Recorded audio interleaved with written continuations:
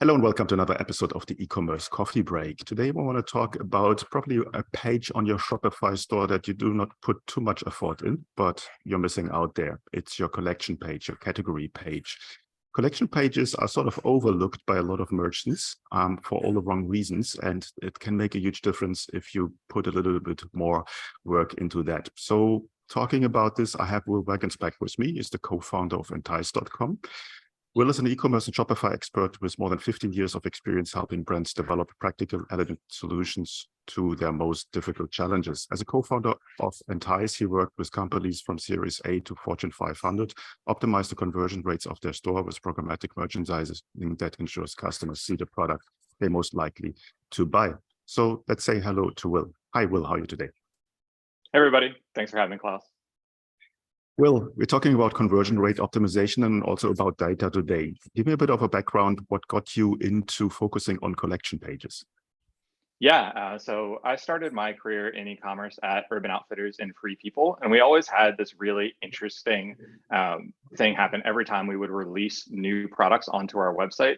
We would see our sales like tank for a couple of days, and internally we would go through this process of trying to figure out, okay, what's going on? Did something on the site break? Is the product not resonating as much? And as we started like digging and digging and digging, what we realized is that the products that were actually driving the majority of sales on our website were getting pushed down on the collection pages, like to position, that these products had been in positions maybe like 1 through 10, and all of a sudden they were getting pushed down into positions like beyond position 100. And the thing that people don't realize is that like there's not actually a lot of scroll depth for your customers when they're coming onto your site. So they might browse the first like 20 or 40 products or 60 products, but by the time you're getting down into product 100, like those products aren't actually getting views, they aren't getting clicks, and as a result, they aren't selling. And so what we realized is we needed like a more programmatic, structured way to do the way that we rank our products within collection pages and make sure that we're showing our browsers and our shoppers things that they want to buy, and really move to a more like automated merchandising system that pushed up all of the best-selling products continuously. And we were seeing improvements in sales just by resorting the products of anywhere from like 5 to 10% every single week. And then we started realizing, hey, there's a whole world out there in the Shopify community where we can use the same sort of methodology and same technology and actually like give access to these sort of like tools that only big companies have to all the different retailers that are on Shopify. And so that's where the interest and like the development idea for entaice came from. And then we've been working on that for the last 3.5 years, growing out our client base on Shopify and really just like digging in with merchandisers to understand, not only how can we like automate and think really strategically about sorting, but also, make your workflow and your life easier in Shopify, where there's some things with product sorting that Shopify makes it like very, very hard to do. And so, we've been working very closely with the people who are actually in charge of putting the products on the site every day and understanding, what can we do to make your life easier at the same time? And so we've blended this really great, sort of like technological and algorithmic view of the world with a more editorial view of the world, and brought those two things together in entaice. Okay, makes total sense. I think there's a couple of things in there. I'm a big fan of the Pareto principle, 80-20 rule, like 20% of your products bring you 80% of your revenue. And then also in optimizing the collection page, because it's not only a page that is there by default, it generates traffic, it can rank organically. And the purpose there is to get people the quickest possible way to what they're looking for. And as you said, the sorting options in a lot of themes, they're a bit of boring or not really helpful. I love the one that says rank by product name or when it was added. No one ever searches for that, I reckon. Please tell me if I'm wrong. Now, when it comes to the ranking or from your product category pages, what are the best practices to get the best results out of that? Oh, that is a fantastic question. And I'm glad you brought up, the Pareto principle, where I think there's like actually 2 different versions of it that operate on collection pages. The first is that, maybe 20% of your collection pages actually drive the majority of your sales. And so if you have 100 different collections on your site, 20 might be responsible for generating the majority of your sales, because pretty much everybody who comes to your site is actually viewing a collection page. And then within the collection page itself, the top 20% of products may also be generating 80% of the sales. And so you've got that Pareto principle happening at 2 different places. And so when you start thinking about, what are the best practices in terms of actually ranking products and making sure that your products display in a way that's going to like power like user discovery of things that they want to buy, you're exactly right. Where I don't think I've seen anybody ever shop alphabetically in my entire life. And so the fact that Shopify includes that as one of their default sorts, I think just shows you how far removed this sort of like conversion rate optimization technique is from people's minds in general. And so really what we do when we're trying to blend that like algorithmic view of the world with the editorial view of the world is, we're starting with, we kind of like think through the merchandising process in 4 different passes. And so the first pass is just saying, what products on your site are completely out of stock, and let's push those products to the bottom. And even something that's like that simple can actually be fairly like nuanced and complicated on the back end, where products can have multiple variants, and then you have to do checks to make sure all the variants are out of stock. And then you have to figure out, okay, well, how do I check my inventory on a regular interval, and then push it down to the bottom of the page? And so automating things like that can actually be fairly difficult if you're just like dragging and dropping, because you have to go in and continuously pull your inventory data. And that's why we see people moving to apps in this space. And so first things first, we move all of your out of stock products to the end of the collection. Second thing is exactly what we said with this Pareto principle of, how do we actually get the 20% of your products that are driving 80% of the sales to the top of the page? And here we're generally doing a second pass that looks just at how many dollars in revenue has each product generated. But the nuance relative to like Shopify's best selling sort is that we're looking at a given like time interval. And I think best practice wise, that's something you want to make sure you're doing, because it's not necessarily super relevant for a lot of stores if something was best selling 3 years ago. E-commerce trends tend to move fairly quickly these days. And so, we've seen clients move as far down as like 7 days if they have enough order volume coming through a collection, or, more like on a quarterly basis tends to work well for most people. And so it's like what sold best in the last quarter. And so and really what we're doing there is like putting products into buckets of, here's the page 1 of all the best selling items. Here's page 2 of everything that comes behind that. And here's page 3 of like, the more tertiary sellers. And once you get them into those buckets, what we're really trying to do is actually optimize for dollars per click and do like a refinement of that general revenue sorting, because there are all sorts of times where revenue might not be the best indicator of what's selling most efficiently when clicked on. And so we do another pass that says, all right, now I'm going to resort products that actually sell really efficiently when they get viewed, and prioritize those over something that is just a pure revenue ranking. And the final pass that we go through is all the editorial edits that we need to do to actually power merchandisers' workflow, where there are considerations outside of revenue and outside of like essentially sales efficiency that a merchandiser might have for what they want to prioritize first. That particularly comes up 2 things. Usually it's our clients want to do like an email campaign and make sure those products appear at the top of a collection. And so pinning products to the top that actually like overwrite the revenue-based rankings. And then the second and probably like most common thing that we see with our clients is that there's like aesthetic concerns outside of the revenue concerns that they're really interested in driving. And so now you've got this super fascinating question that is very challenging to do algorithmically, which is like, how do we create a collection page that looks really great on our website, but in an automated way? And so we allow our clients to group by, product type, vendor, brand, and color. And basically that creates like a really nice looking visual assortment where they can put product groups like into 2 or 4 based on how wide the row is on their Shopify collection page, so that when a browser comes to the website and is like actually shopping on a collection page, you see like consistent rows of products, and it's like, oh, somebody actually took the time to think through and merchandise this strategically. And so now you've got this like brilliant blend of, all right, well, I've taken care of out of stock, I've ranked all of my products by revenue and best selling, and then I've also taken into account the visual and more like programmatic concerns that I have, and mixing all of those together is like where the real, like, I think the art and the science come together. Okay, I like the flexibility that your app gives, that you can have manual moderated content on the top if you have a promotion running, and then obviously the AI sorting in the right order to make the most revenue for you.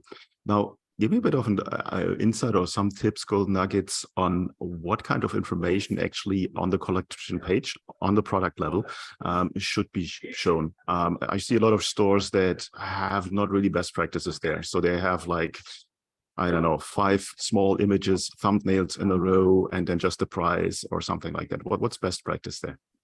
Yeah, so there's actually this like fascinating thing with specifically product imagery that I don't know enough people like take advantage of, and that's the fact that um, when shoppers are looking through a collection page, the thing that tends to get a lot of interest and drive clicks on a product is like lifestyle and aspirational imagery. And what I mean by that is like if you put a product in the and show it the way that it's like meant to be used in real life, and you show something that users might think, oh, like that'd be really cool if I had it, but isn't necessarily like something they might buy. And so we would see this example all the time at Free People where users would like click on like really high fashion dresses that on a collection page, but that they might not wear every day, and they might be in like colors that are brighter and in patterns that they wouldn't normally wear. But then when you actually like click into the product, the thing that everybody tends to buy is like the products that are maybe a little bit more like basic in their nature, and so like the colors are neutrals, or it's like a piece that fits in a furniture piece that fits in everywhere in your house. And so the thing that garners interest on the collection page at first is something like very lifestyle oriented, and then like when people are actually shopping on a product detail page, what they're actually like clicking through and buying is like, it's really helpful when you like tone down all those lifestyle elements and show like a little bit more of the like neutral palette, so that people can, it doesn't feel as difficult for them to integrate in their life. And I think that's like one of those nuances that is really hard to capture unless you've done a lot of product imagery testing, and just like a really sort of cool thing about the way that people shop and tend to buy. Okay. One question on data. Obviously, you need to have a little bit of data before your algorithm or your AI can kick in. For what kind of store size and what kind of traffic is your app the best match? Yeah, that is a fantastic question. We tend to see, like you said, when the algorithm like kicks in, it's helpful to have a certain volume of orders. And so like we typically see any client that has like more than $1 million in revenue tends to be a good fit for like some form of algorithmic merchandising. And the reason that happens is, you've got enough order volume coming through to at least get some understanding of, what's driving sales within your store. And then I think as clients like grow past that $1 million annual revenue touch point, you have this sort of like period between $1 million and maybe 10 or $15 million in revenue, where you might not have a full e-commerce team like built out and dedicated to just things like product sorting.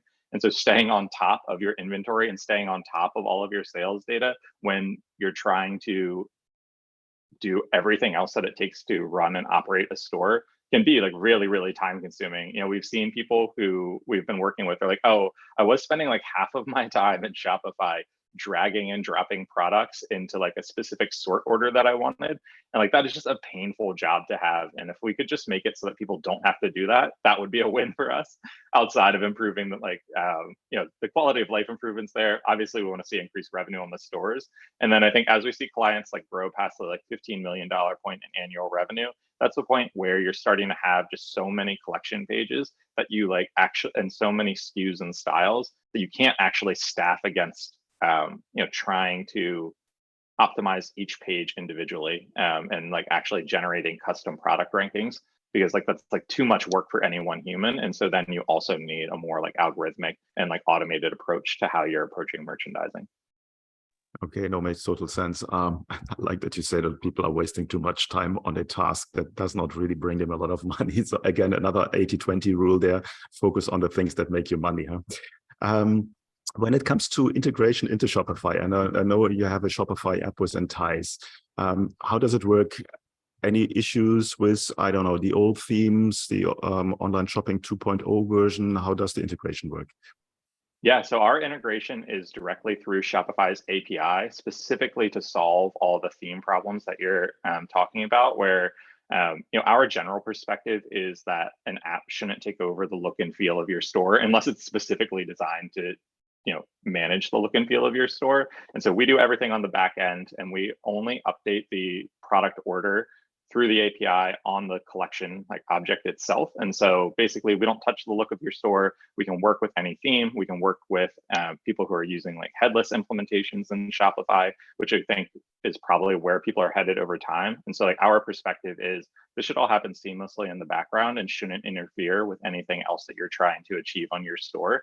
And I think that's been a really successful approach for us, is like we've seen multiple clients either retheme like while they've been clients and not had any trouble like adjusting to the new theme, or clients who are like approaching headless and trying to figure out, oh, well, the other apps and other tools that actually try to do similar things are using JavaScript in some way like on their site in order to like power the rankings. And so by moving all of that to the back end, we can keep your site running really fast because page load times also another like CRO, a huge factor in CRO. And that way, basically you can achieve any look and feel that you want. Okay. Now you have obviously a ton of clients using Entaice already. Do you have any golden nugget of what they did very well, where they got the most out of it? So, sort of a case study in regards of results? Yeah, I think really the clients that tend to do really well with us are twofold. They're clients who have a lot of collection pages and they have a lot of products within their collection pages, which makes sense based on everything that we've been talking about. And I think the other thing that we've seen for clients who tend to do really well is like they have a really good understanding of the frequency and the cadence at which their buyers are coming back and how they're shopping, where all the different ways that we allow our users to adjust the sorting algorithm more editorially, like something like what is the look back window that we use for calculating revenue on a collection page.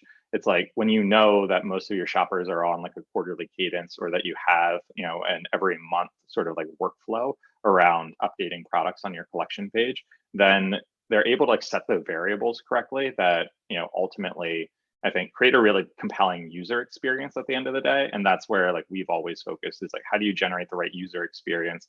How do you help users discover products they want to buy? And so like the more our retailers know that, then the better I think they tend to do with the app itself, because they're able to set all the parameters to achieve results that are consistent with what their buyers are looking for. Okay. Now, obviously it's not for free. What's kind of the pricing structure that you have in place? Yeah, so we have, we basically think about it in 3 different tiers. We have essentially like a startup pricing program where any store is under like $250,000 a year in revenue. We have a $30 a month plan. Any stores between that $250,000 and $1 million a year in revenue is $100 a month. And then after that, we basically price on revenue with the idea that we should be scaling our impact to your revenue. And so that, right, because like the volume of traffic and the incremental demand generated by getting additional clicks to your products should drive incremental sales. And so we try to keep like roughly generally like a 20-ish to 1 sort of like return on spend, where people should be generating 20 times the revenue that they're paying us for. And so we charge $100 per month per $1 million in revenue after that. I think ultimately the other place that we come down is like, what would somebody have to pay someone in order to do this process on their site every day? Like if you had to hire somebody, and also like trying to keep that, like keep the price appropriate for like the value that we're providing, and then make it so that people can have and automate like what is a really challenging workflow in Shopify. Okay. I think collection pages are massively overlooked by a lot of merchants, and I think you have the perfect solution to change that and really make on a very, very straightforward way, more money, more revenue for merchants. Where can people find out more about you? Yeah, people can find out more. No, I have to cut that out. Give me a second, I'll start over. Where can people find out more about you? Yeah, so people can find out more about us either on our website at www.entaice.com, ENTAICE. We're not the best at marketing occasionally, so we put the AI in the middle of the name. And then on the Shopify App Store, you can find us at /entaice. Cool. I will put the links in the show notes as always, then you just one click away. Well, thanks so much for giving us an overview on how you can optimize the collection page. I think it's really insightful help there, and I hope that a lot of people will try out your app. Thanks so much for your time. Thank you, Klaus. Great talking with you. Hey, Klaus here. Before you go, I would like to invite you to become part of the e-commerce merchant pro community to get actionable advice from other Shopify merchants who already have achieved what you are aiming for. Our community is a safe place to actively grow your online retail business with the support of the most amazing and helpful group of e-commerce entrepreneurs behind you. Running a Shopify business is tough. Don't do it alone. Join us now. You will find the link in the show notes. Also, if you think your online store has conversion or marketing issues and you would like to have a fresh set of eyes on your business, then drop me an email at klaus@klauslauter.com and let me know a little bit about your business. It might be beneficial for you to have me look over your store, offers, emails, and ads, and get an unbiased outside perspective and guidance to help you make most of your online business. Thank you as always for tuning in today. I appreciate you. Until next time, and I talk to you soon.